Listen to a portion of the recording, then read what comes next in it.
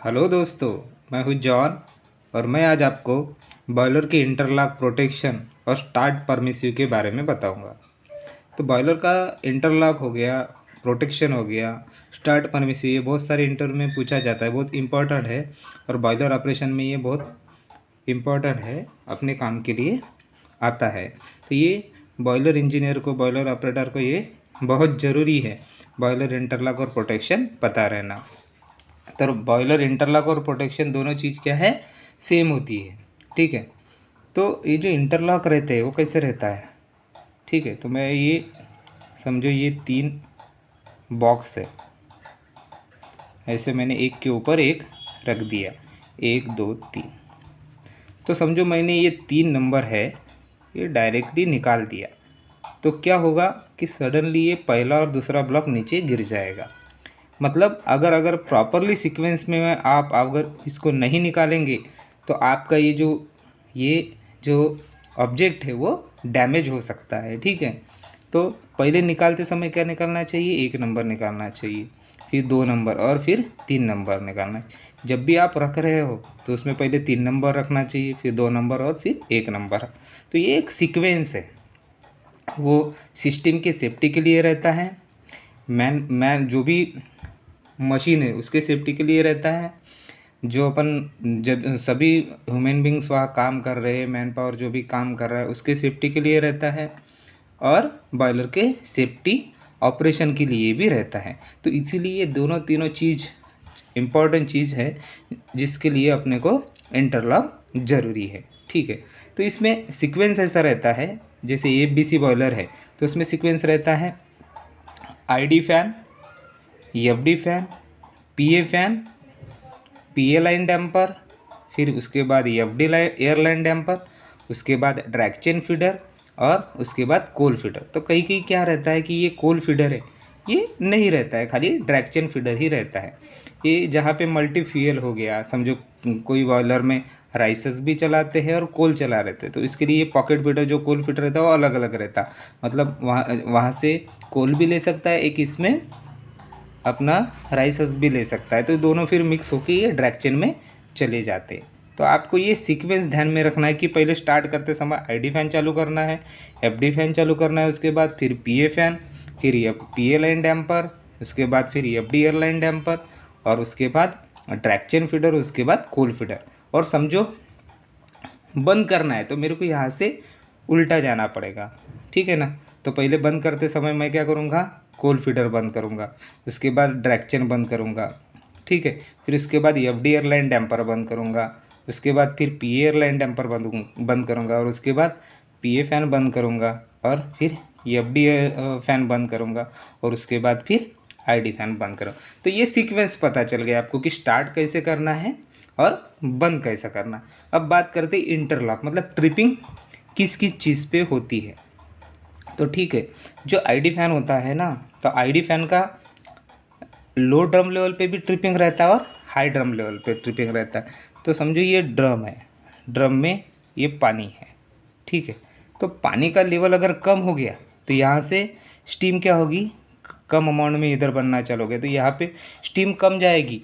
तो क्या होगा, इसमें हीटिंग तो चालू रहेगा, तो हीटिंग चालू है और वहाँ पे अमाउंट ऑफ स्टीम कम है सुपर हीटर में, तो वो क्या हो जाएगा, स्टारवेशन हो जाएगा। तो आपका ट्यूब जो है वो जल्दी पंचर हो जाएगा। मतलब लो ड्रम लेवल पे कितना, लो ड्रम लेवल पे किसी प्लांट में 20 देते हैं तो किसी प्लांट में 25 देते हैं। नॉर्मली जो ड्रम लेवल रहता है वो 50 रहता है। तो समझो ये 20 आ गया ड्रम लेवल, तो क्या हो जाएगा, बॉयलर का ID फैन ट्रिप हो जाएगा। ID फैन ट्रिप मतलब आपका पूरा बॉयलर ट्रिप हो गया। ठीक है ना। तो मतलब लो ड्रम लेवल पे आपको पता चल गया कि क्यों रहता है। अब हाई ड्रम लेवल पे अगर समझो हाई ड्रम लेवल होगी तो यहाँ पे क्या होगा, कैरीवर हो जाएगा। जो भी ये सुपर हीटर में आगे स्टीम टरबाइन को जाती है, तो टरबाइन में कम टेम्परेचर वाली स्टीम रहेगी तो उसके ब्लेड को डैमेज करेगा, और सिलिका उसमें अगर ज़्यादा रहा तो उसमें स्केलिंग होने के चांसेस रहेगी। कैरीओवर मतलब वाटर बबल्स उसमें कैरीओवर हो जाएंगे, तो उसमें क्या होगा, स्केलिंग होने की वजह से टरबाइन का ब्लेड फेलियर हो सकता है, उसको टरबाइन को फिर शटडाउन लेना पड़ सकता है। तो हाई लो ड्रम लेवल पे कितना है, 20 पे, और हाई ड्रम लेवल पे 80 पे ट्रिपिंग दिया है।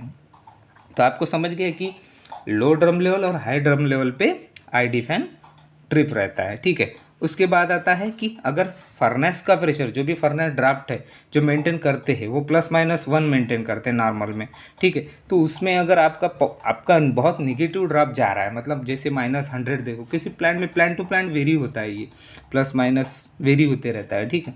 तो -100 पे अगर आपका ये फर्नेस ड्राफ्ट चला गया तो आपका आईडी फैन ट्रिप हो जाएगा। क्या हो जाएगा, ज़्यादा नेगेटिव होने के जो ट्यूब्स हो वो सिकुड़ जाएंगे, उनको इन्फ्लूजन बोलते हैं, ठीक है। मतलब आपका जो बेड कॉइल वगैरह है वो सिकुड़ जाएंगे, ठीक है, ज़्यादा नेगेटिव ड्राफ्ट की वजह से, ठीक है। तो ये जो आईडी फैन का है, जो ज़्यादा नेगेटिव ड्राफ्ट भी नहीं चाहिए, इसलिए नेगेटिव ड्राफ्ट पे -100 पे आईडी फैन का ट्रिपिंग दिया रहता है, ठीक है। तो ये तीनों जो है वो ट्रिपिंग कॉमन है, ये रहती ही है। प्लांट टू प्लांट वेरी भी हो सकते हैं, कहीं पे ड्रम लेवल पे एफडी फैन भी दिया रहता है ना, लेकिन ज़्यादातर आईडी फैन ही दिया रहता है। तो low drum level, high drum level और फर्नेस ड्राफ्ट निगेटिव पे, ये तीनों पे ये ट्रिपिंग रहती है, ठीक है। उसके बाद कहीं प्लांट में दिया रहता है कि ईएसपी इनलेट टेम्परेचर, अपना जो ईएसपी इनलेट टेम्परेचर है वो 200 डिग्री टेम्परेचर गया, अपन वो 140 to 150 मेंटेन करते हैं, वो समझो 200 टेम्परेचर गया तो उस पर भी ये आईडी फैन के ट्रिपिंग दिया रहता है किसी किसी प्लांट में। किसी किसी प्लांट में ये हॉपर लेवल पे, जैसे ईएसपी का हॉपर लेवल बढ़ जाएगा, ठीक है ना, उस पर भी आईडी फैन का ट्रिपिंग दिया रहता है। तो उस समय में आपका अगर हॉपर लेवल बढ़ गया तो आपका ईएसपी आप बंद कर दो, जो टीआरसीसी है वो तीनों बंद कर दीजिए और बाईपास से ड्रेन मार के आपका ईएसपी लेवल नॉर्मल कर दीजिए, ठीक है। तो ये ईएसपी इनलेट टेम्परेचर 200 पे रहता है और हॉपर लेवल हाई होने पे भी उसका आईडी फैन का ट्रिपिंग रहता है, ठीक है। और इसके अलावा इसमें जैसे मोटर हो गया, समझो आईडी फैन में कोई भी एक मोटर है, मोटर रहेगा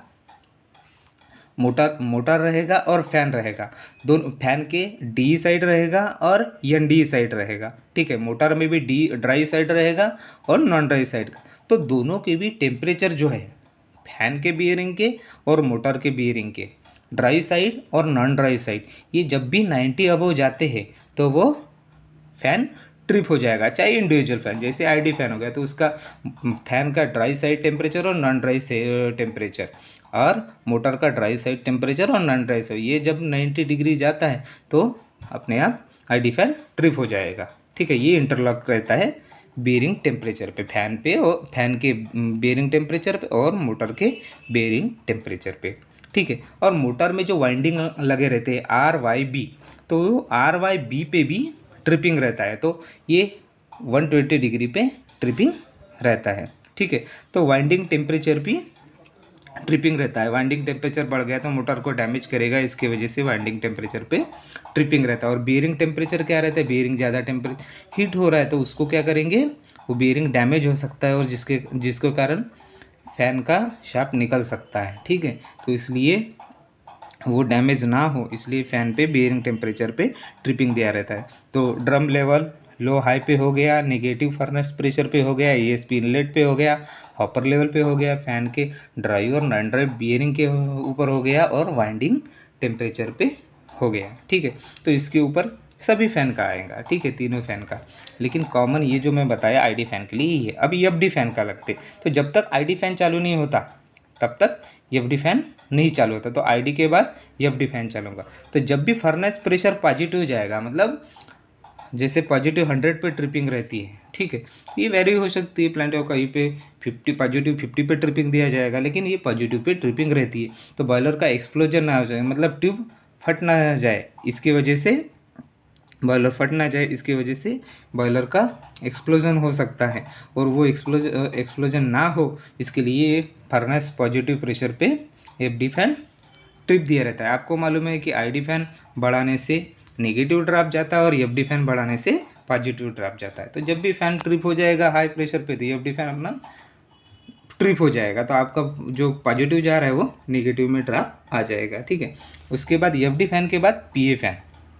तो ये तीनों फ़ैन के लिए जो मैंने बताया, फ़ैन के ड्राई नॉन ड्राई साइड में बीयरिंग टेम्परेचर पे ट्रिपिंग रहेगा 90 डिग्री पे, उसके मोटर के वाइंडिंग पे ट्रिपिंग रहेगा 120 पे, और मोटर के बीयरिंग पे टेम्परेचर पे ट्रिपिंग रहेगा आपके 90 डिग्री पे। तो ये तीनों कॉमन है। तो आपका आईडी फैन चालू हो गया, उसके बाद एफडी और उसके बाद पीए, ये सीक्वेंस है, ठीक है। जब भी मैंने आपको बताया कई कई प्लान में आईडी पीए और एफडी भी रहता है, ठीक है, लेकिन ज़्यादातर यही सीक्वेंस रहता है। तो क्या होता है कि आईडी के बाद अगर पीए चालू किया लेकिन एफडी फैन चालू ही नहीं है, तो पीए फैन कहाँ से ज़्यादातर सक्शन लेगा, डक्ट में जितना एयर है वही सक करेगा, तो ये ज़्यादातर सही नहीं है। इसलिए ज़्यादातर आईडी एफडी और पीए सीक्वेंस ही लेते हैं, ठीक है। अब पीए फैन चालू किया, उसके बाद क्या करते हैं, पीए एयरलाइन डैम्पर ओपन करते हैं, ठीक है। वो पीए लाइन फ्लश करके पीए डर लेके फिर अपन एफडी एयरलाइन डैम्पर ओपन करते हैं, ठीक है। उसके बाद फिर फ्यूल फीडिंग देते हैं, क्योंकि एयर ही नहीं रहेगा तो उसके लिए फ्यूल फीडिंग देके क्या मतलब है, ठीक है। अगर एफडी एयरलाइन डैम्पर के पहले अगर आपने पीए लाइन क्लियर ही नहीं किए और उसके बाद फिर एफडी लाइन दे के अगर डैम्पर आपने ओपन ये डायरेक्शन चालू कर दिए, तो क्या आपका लाइन जाम हो जाएगा, ठीक है ना, आपका कोयले का लाइन जाम हो। इसलिए पहले कोयले का लाइन क्लियर करना है और उसके बाद एफडी एयरलाइन डैम्पर ओपन करना है और उसके बाद डायरेक्शन। कई कई प्लांट में ये कोल फीडर दिया है तो उसके बाद चालू होगा, नहीं तो फिर नहीं चालू होगा। और बंद करते समय ये रिवर्स में सीक्वेंस लेना है, ठीक है। तो डायरेक्शन जो फीडर रहता है, डायरेक्शन जो डीसीएफ फीडर है, उसका बेड टेम्परेचर पे 1000 डिग्री टेम्परेचर गया तो उसके ऊपर वो ट्रिपिंग रहता है, क्योंकि क्या है कि ज़्यादा टेम्परेचर जाएगा तो बॉयलर में क्लिंकर हो जाएगा, वो क्लिंकर ना होना चाहिए। इसकी वजह से अपने को ये डायरेक्शन फीडर की बेड टेम्परेचर पे ट्रिपिंग रहती है, क्योंकि ऐश का फ्यूजन टेम्परेचर रहता है वो 1100 डिग्री रहता है, ठीक है।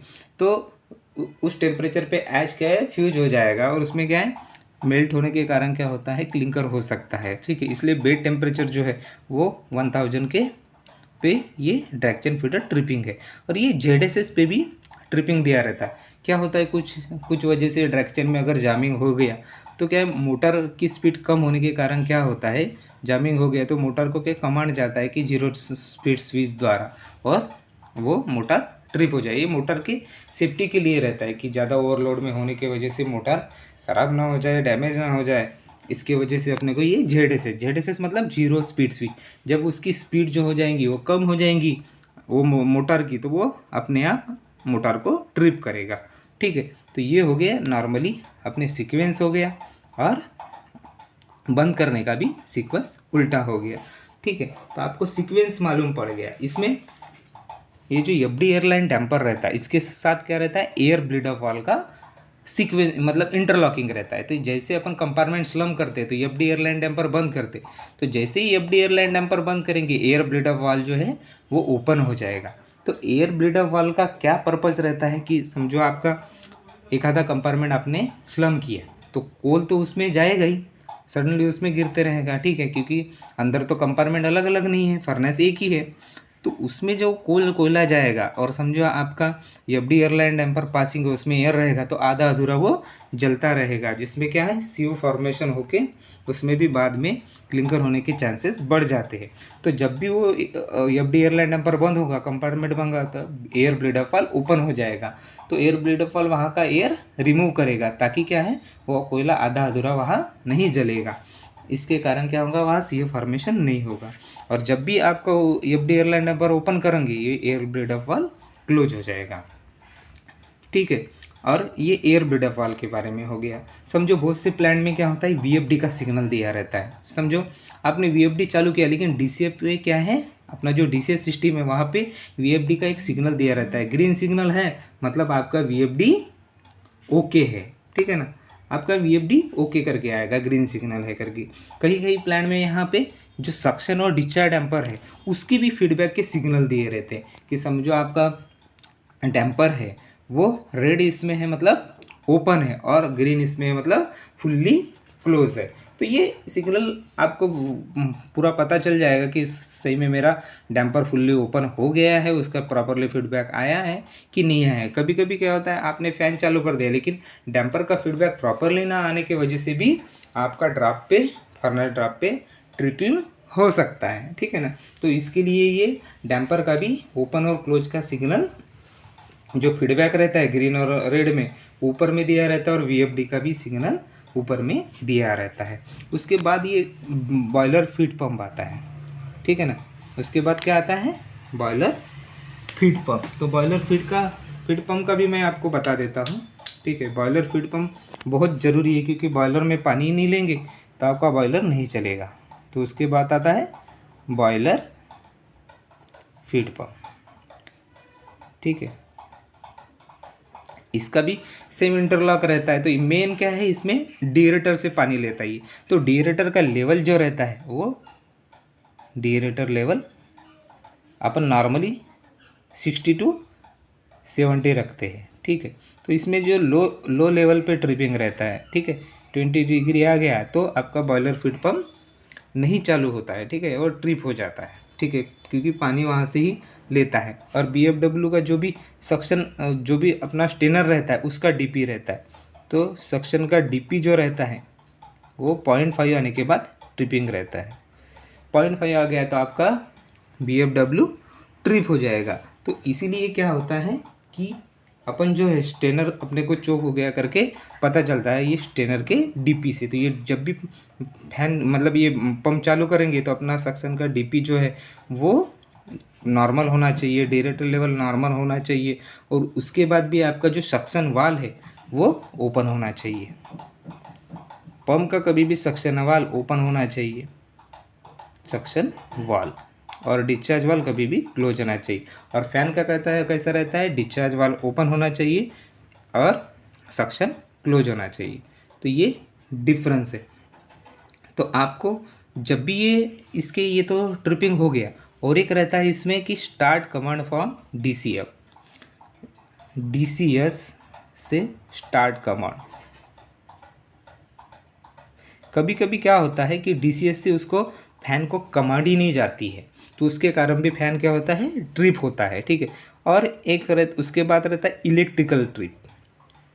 कौन सा रहता है, इलेक्ट्रिकल ट्रिप, मतलब इलेक्ट्रिकली वो ट्रिप हो गया करके आपको पता चल जाएगा, ठीक है ना। इलेक्ट्रिकली ट्रिप हो गया, उसके बाद स्टॉप कमांड फ्रॉम DCF हो गया, और कभी कभी जो कंट्रोलर रहते हैं वो भी फेल हो गया तो आपको पता चल जाएगा, कंट्रोलर फेलर। इसके जो कंट्रोलर रहते हैं एक लाइन पे रहते हैं, एक स्टैंड बाय में रहता है, एक फेलियर हो गया तो दूसरा लाइन पे ऑटो में आ जाता है। तो ये कंट्रोलर भी फेलियर हो गया तो भी आपका ऑक्सिलरी जो भी फ़ैन है वो बंद हो सकता है। और इलेक्ट्रिकली ट्रिप हो गया तो आपको पता चल गया। अगर DCS पे कमांड नहीं प्रॉपरली नहीं जाने की वजह से भी वो ट्रिप हो सकता है। तो ये स्टार्ट परमिसिव में भी सेम है। जब तक ये आपके पूरे स्टार्ट परमिसिव ओके नहीं होंगे तो ये फ़ैन जो है वो चालू नहीं होगा, पंप जो चालू नहीं होगा। पंप में भी सेम ही रहता है कि उसके जो मोटर और अपने जो बियरिंग है, पंप के बियरिंग, उसमें भी 90 पे ट्रिपिंग रहता है, और वाइंडिंग टेम्परेचर मोटर पे 120 पे ट्रिपिंग रहता है। तो दोस्तों अगर इसमें कोई भी आपको अगर डाउट लगता है तो मेरे को कमेंट में लिख लीजिए। स्टार्टिंग सीक्वेंस यही है same, ID, FD, PA line damper, FD line damper, direction और कोल फीडर, और जाते समय रिवर्स में जाने का, coal feeder, direction feeder, FD air line damper, PA line damper, PA fan, FD fan और ID फैन। तो दोस्तों ये बहुत इन्फॉर्मेटिव वीडियो है, ये लास्ट तक आपको देखना चाहिए। और अगर दोस्तों ये वीडियो आपको पसंद आ गया होगा तो लाइक कीजिए, शेयर कीजिए, कमेंट कीजिए। थैंक यू दोस्तों।